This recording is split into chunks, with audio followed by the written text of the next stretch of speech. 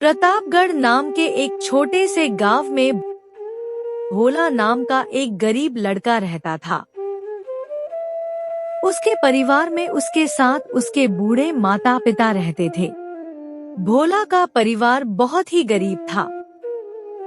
उनके पास ना तो कोई जमीन थी और न ही खाने के लिए कोई साधन था। भोला दिन भर मजदूरी करता और उससे जो कुछ भी कमा पाता उसी से रात को अपने पूरे परिवार का पेट भर लेता। यह देखकर भोला के माता पिता बहुत दुखी होते। हमारे पास ना अपना घर है और ना ही अपनी कोई जमीन। हमारा बेटा दिन भर दूसरों के खेतों में मजदूरी करता है और उसके बदले भी उसे बहुत कम पैसे मिलते हैं। हम दोनों अपने बेटे पर बोझ बन रहे हैं। परेशान मत हो कलावती, हमारा बेटा बहुत मेहनती है, भगवान सब देख रहा है। भोला ने कभी किसी के साथ गलत नहीं किया। वह ईमानदारी से मेहनत करता है। उसने बचपन से बहुत परेशानियां देखी हैं, पर उसने कभी हार नहीं मानी। एक दिन हमारा बेटा भी बहुत धन कमाएगा और उसकी सारी परेशानियां दूर हो जाएंगी। भोला हमेशा सोचता था कि आज भले ही उसकी किस्मत उसका साथ ना दे रही हो, पर उसे यकीन था कि अगर वह मेहनत करता रहेगा तो एक दिन उसका भाग्य भी बदलेगा और उसकी सारी परेशानियां दूर हो जाएंगी। एक दिन भोला जमींदार धनीराम के खेत पर काम कर रहा था। धनीराम पास के एक पेड़ के नीचे बैठा था। सोहन अपने काम में लगा हुआ था। तभी उसने देखा कि धनीराम बहुत ही उदास है और गहरी चिंता परेशानी में डूबा हुआ है। धनीराम को उदास देख बोला तुरंत जमींदार धनीराम के पास गया और बोला, क्या हुआ मालिक, आप बहुत उदास लग रहे हैं। मुझे ऐसा लग रहा है जैसे आप किसी गहरी चिंता में हैं। कुछ हुआ है? मुझे बताइए, क्या पता मैं आपकी कोई सहायता कर सकूं। भोला की यह बात सुनकर धनीराम को बहुत गुस्सा आ गया और वह भोला से गुस्से में बोला, अरे तू मेरी क्या सहायता करेगा? तू खुद अपनी सहायता कर सकता है क्या? अगर तू किसी की सहायता करने के काबिल होता तो क्या तुझे 2 वक्त के खाने के लिए आज मेरी जमीन पर काम करने की जरूरत पड़ती? चल यहाँ से जा, अपना काम कर और मुझे परेशान मत कर। सेठ जी, ऐसा नहीं है। यह सब वक्त वक्त की बात है। सब किस्मत का खेल है और इंसान को अपनी मेहनत पर विश्वास रखना चाहिए। आज भले ही किस्मत मेरे पक्ष में ना हो, लेकिन अगर ईमानदारी और लगन से मेहनत करता रहूंगा तो किस्मत भी एक दिन मेरी तरफ झुक जाएगी। भोला की यह बात सुनकर धनीराम बहुत प्रसन्न हुआ। अरे भोला, तेरे विचार तो बहुत अच्छे हैं। तेरी बातें सुनकर मन को एक सुकून सा मिला है। इतनी परेशानियों में भी तू अपनी जिंदगी खुश होकर काट रहा है। सेठ जी, यह सब मेरे पिता की सीख है। जब भी मैं किसी चीज के लिए अपने पिता से जिद का था तो मेरे पिता हमेशा मुझे यही समझाते थे, बे भोला, हमारे पास इतना धन नहीं है कि मैं तेरी हर इच्छा पूरी कर सकूं। लेकिन एक बात हमेशा याद रखना, जिंदगी भी मौसम की तरह होती है। कभी यह धूप की तरह खुशियों से भरी होती है, कभी ठंड की तरह कठिनाइयाँ लाती है और कभी बारिश की तरह परेशानी आती है। लेकिन जैसे हर मौसम बीत जाता है वैसे ही जिंदगी के मुश्किल हालात भी गुजर जाते हैं। बस धैर्य और हिम्मत बनाए रखना जरूरी है, क्योंकि एक दिन सब कुछ ठीक हो ही जाता है। अरे वाह, लगता है तेरे पिता बहुत ही नेक इंसान है। किसी दिन मैं भी उनसे जरूर मिलूंगा। मालिक, क्या हुआ है? आप एक बार मुझे साफ साफ बताइए, क्या पता आपकी परेशानी का कोई हल मिल ही जाए। अरे भोला, मैं एक बहुत बड़ी परेशानी में फंस गया हूँ। मुझे अपनी परेशानी का कोई भी हल नजर नहीं आ रहा है। सेठ जी, एक बार मुझे बताइए तो क्या पता आपकी परेशानी का कोई हल निकल ही जाए। भोला, हमारे गांव में मेरे पिता की एक पुश्तैनी जमीन थी जो काफी पीढ़ियों से हमारे पास थी।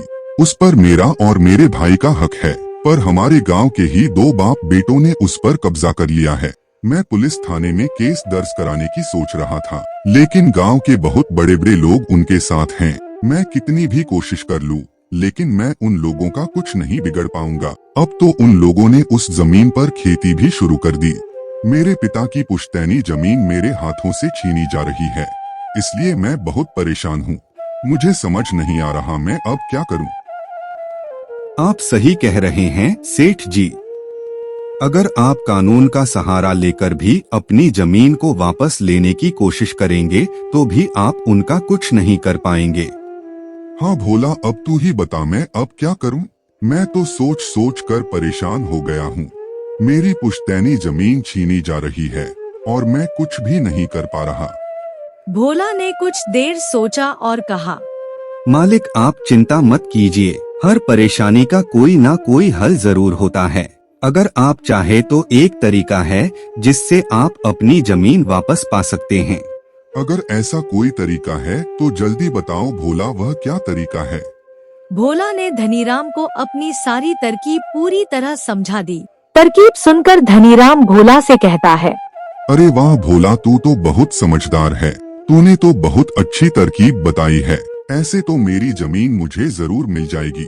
मैं तुझसे वादा करता हूँ, अगर तेरी यह योजना सफल हुई तो मैं अपनी जमीन का एक हिस्सा तेरे नाम कर दूंगा। अरे मालिक आप ऐसा क्यों कह रहे हैं?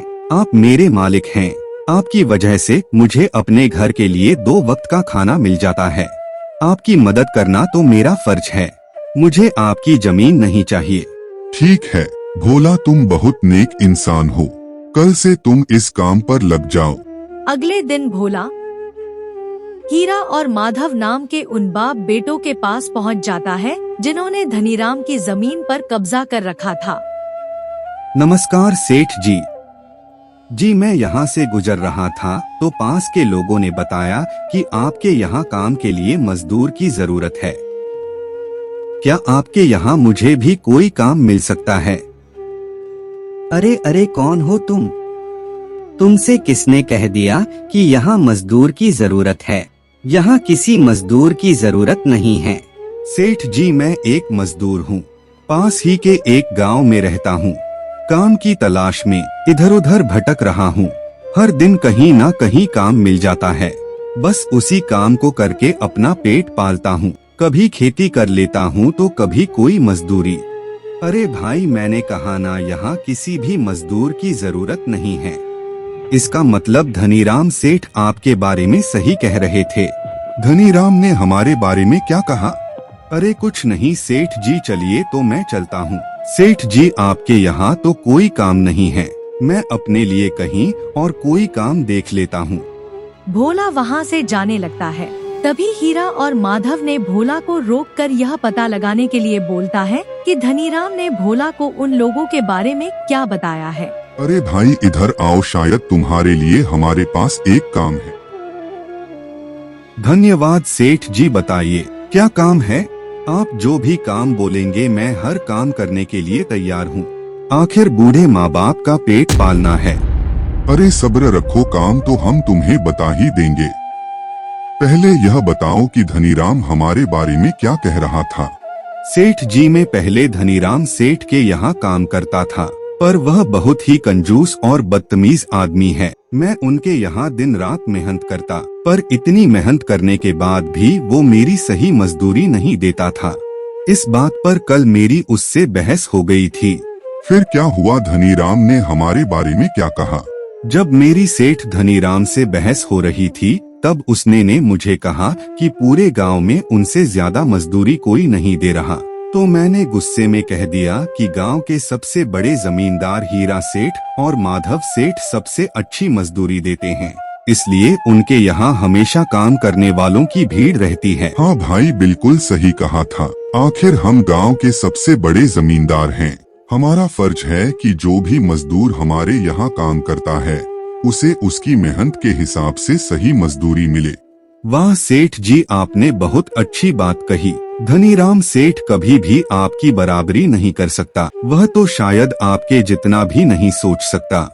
हीरा और माधव भोला की चापलूसी भरी बातों में आ जाते हैं और उसे अपने यहाँ काम पर रख लेते हैं। चलो अब काम की बात करते हैं। तुम एक अच्छे इंसान लगते हो। हमें अपने खेत पर काम करने के लिए तुम्हारे जैसे ही एक मजदूर की जरूरत है। कल से ही काम पर आ जाना। कुछ दिन ऐसे ही बीत गए। एक दिन हीरा अपने बेटे माधव से बोला, माधव बेटा, यह भोला तो बहुत मेहनती है। यह अकेले ही 4 लोगों का काम कर देता है।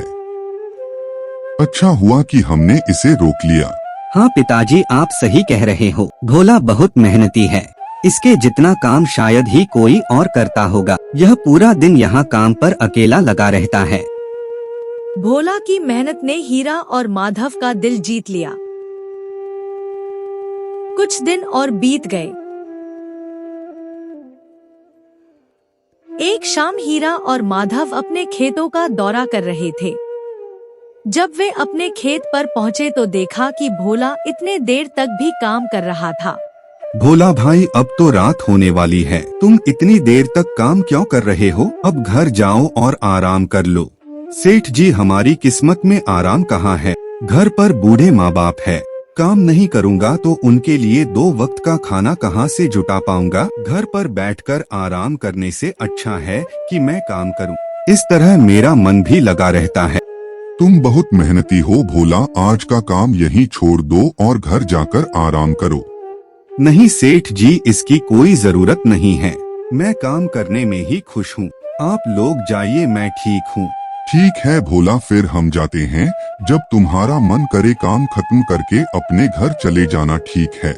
इसके बाद हीरा और माधव खेत को भोला के भरोसे छोड़कर चले गए। अगली सुबह जब हीरा और माधव अपने खेत पर लौटे तो देखा कि वहाँ पुलिस खड़ी है। पुलिस को देखकर दोनों दौड़ते हुए आए और पूछा, क्या हुआ थानेदार साहब, आप यहाँ क्या कर रहे हैं? क्या यह जमीन तुम दोनों की है? थानेदार साहब, यह जमीन हमारी है, हमारे पास इसके कागजात भी हैं। फिर तो तुम दोनों को ले जाकर जेल में डालना ही पड़ेगा। यह क्या कह रहे हैं थानेदार साहब, हम कुछ समझे नहीं, आप क्या कहना चाह रहे हैं? अभी तुम दोनों बहुत अच्छे से समझ जाओगे। वह देखो तुम्हारी जमीन से क्या निकला है। थानेदार के कहते ही दोनों बाप बेटे जब पलट कर देखते हैं तो वहाँ उनकी जमीन में एक लाश दबी हुई थी जिसमें सिर्फ कंकाल बचा था। यह देखकर दोनों बाप बेटे डर जाते हैं। थानेदार साहब, यह किसकी लाश है और यह हमारे खेत में कहां से आ गई? अब बहाने मत बनाओ। पहले लोगों को मारो, फिर उन्हें अपनी जमीन में गाड़ दो और अब कह रहे हो कि यह क्या है? नहीं थानेदार साहब, हमें नहीं पता कि यह सब क्या है। यह लाश यहाँ कैसे आई, हमें कुछ नहीं पता। अब झूठ मत बोलो। अगर फांसी नहीं हुई तो कम से कम तुम दोनों को उम्र कैद की सजा तो जरूर मिलेगी। फांसी और उम्र कैद की बात सुनकर दोनों बाप बेटे डर गए और थानेदार के सामने गिड़गिड़ाने लगे। थानेदार साहब, हम इस लाश के बारे में कुछ नहीं जानते। हमें नहीं पता यह लाश किसकी है और इसे यहाँ कौन गाड़ कर चला गया। इस मामले से बचने के लिए दोनों ने कुछ तरकीब सोचनी शुरू की। तभी भोला वहाँ आ जाता है। अरे सेठ जी, यह पुलिस यहाँ क्यों आई है? क्या हुआ है? भोला देखो, पता नहीं कहाँ से हमारी जमीन में यह कंकाल आ गया है। मालिक, यह कंकाल यहाँ कहाँ से आ गया? यह तो बहुत गंभीर बात है। हाँ भोला, पता नहीं यह कंकाल यहाँ कहाँ से आया है और थानेदार साहब को लगता है कि इसे हमने यहाँ मारकर गाड़ा है। अब तू ही कोई उपाय सोच जिससे हम इस परेशानी से बच सके। तीनों को आपस में खुसफुसर करते देख थानेदार ने कहा, अब कोई तरकीब मत बनाओ। तुम दोनों बाप बेटों में से कोई एक तो जरूर जेल जाएगा। अब तुम ही तय करो जेल कौन जाएगा। थानेदार साहब, थोड़ा सा समय दीजिए, हम तय कर ले कि जेल कौन जाएगा। मैं बस 5 मिनट देता हूँ। जल्दी से फैसला करो कौन जाएगा जेल। भोला, हीरा और माधव थोड़ी दूरी पर जाकर बात करने लगे। देखो मालिक, दोनों के फंसने से अच्छा है कि कोई एक फंसे। अब सोचिए कौन जाएगा। हम दोनों में से कोई भी जेल नहीं जाना चाहता। भोला भाई, कोई उपाय सोचो जिससे हम दोनों इस मुसीबत से बच सके।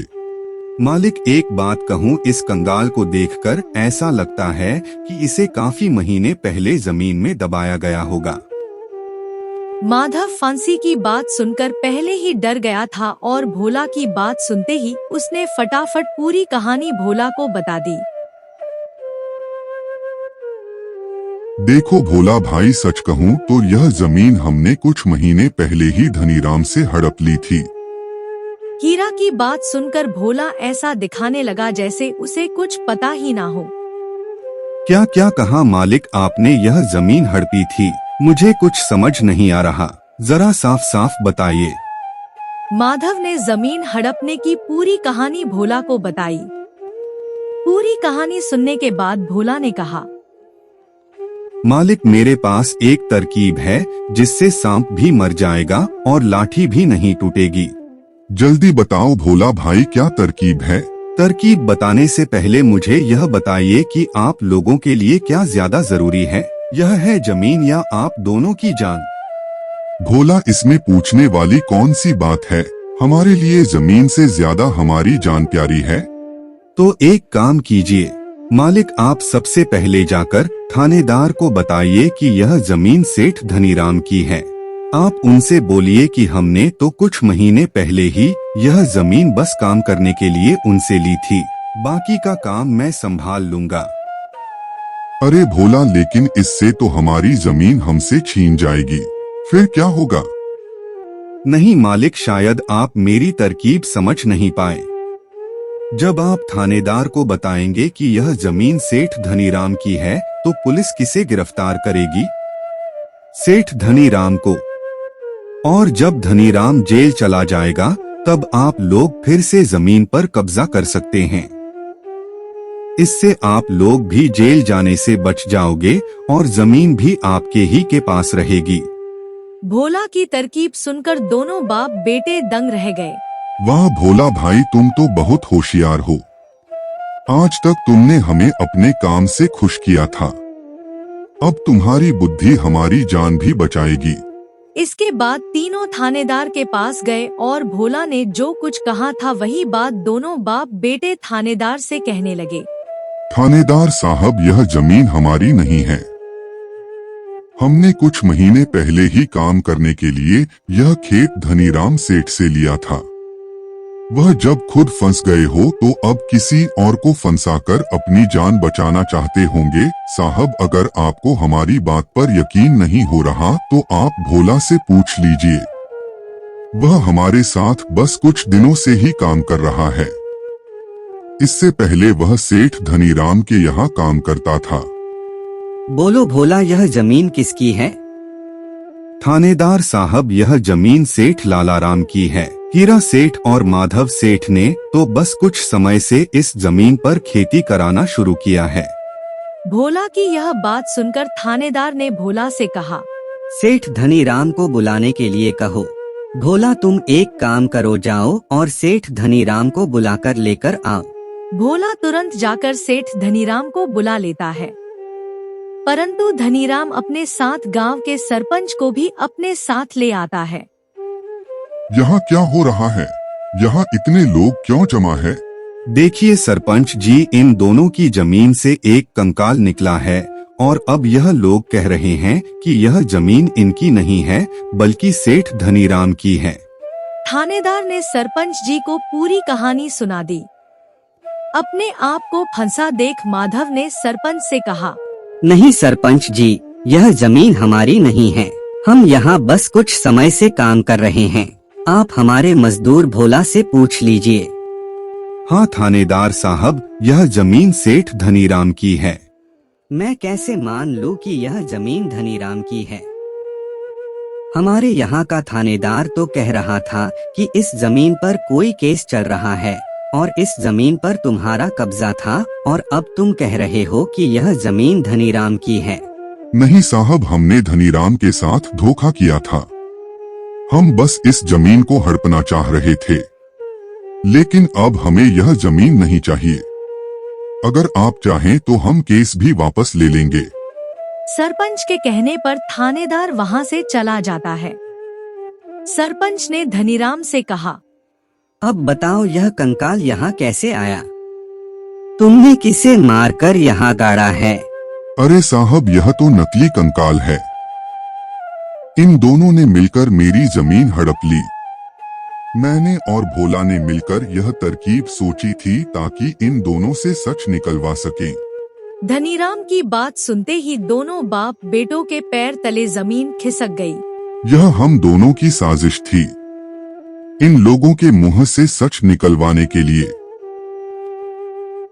भोला को इस योजना में शामिल देखकर दोनों बाप बेटों को समझ आ गया कि यह सब सेठ धनीराम और भोला की मिली भगत थी। दोनों बाप बेटों के पास अपनी गलती मानने के सिवा कोई चारा नहीं था। हमें माफ कर दीजिए सरपंच जी, हम लालच में आ गए थे, हमें माफ कर दीजिए। हम आज के बाद यह गलती कभी नहीं करेंगे और यह जमीन भी सेठ धनीराम को वापस दे देंगे। हीरा और माधव दोनों सरपंच और सेठ धनीराम से माफी मांगने लगे। दोनों को इतना गिड़गिड़ा देख धनीराम ने उन्हें माफ कर दिया। सरपंच ने भी उन्हें जेल नहीं भेजा और सेठ धनीराम ने अपना केस वापस ले लिया। धनीराम के केस वापस लेने के बाद सरपंच जी भी वहां से चले जाते हैं। धन्यवाद सेठ धनीराम जी, आपने हमें माफ कर दिया। आज के बाद हम ऐसी गलती कभी नहीं करेंगे। ठीक है हीरा, कोई बात नहीं, मैंने तुम्हें माफ किया। बस याद रखना कि एक जमीन के टुकड़े के लिए तुम अपनों के साथ कभी गलत नहीं करना। बुरे समय में तुम्हारे अपने ही तुम्हारे साथ खड़े होंगे। जमीन का क्या है, कभी मेरी तो कभी तुम्हारी। आखिर में सेठ धनीराम ने भोला को जमीन का एक हिस्सा दे दिया और उसे जमीन का मालिक बना दिया। नहीं मालिक, इसकी कोई जरूरत नहीं है। याद करो भोला, तुमने मुझसे क्या कहा था, बस मेहनत करते रहो, एक दिन तकदीर का दरवाजा जरूर खुलेगा। तो समझो तुम्हारी तकदीर का दरवाजा खुल चुका है और अब तुम भी जमीन के मालिक हो। अब से तुम्हें किसी और के यहाँ काम करने की जरूरत नहीं पड़ेगी। इस तरह भोला ने अपनी मेहनत और बुद्धि से सेठ धनीराम को उसकी जमीन वापस दिलाई और दोनों ठगी करने वाले बाप बेटों को भी सबक सिखाया। इस तरह भोला ने अपनी मेहनत और चतुराई की मदद से अपनी फूटी किस्मत बदल दी और अब वह भी एक बड़ी जमीन का मालिक बन गया था।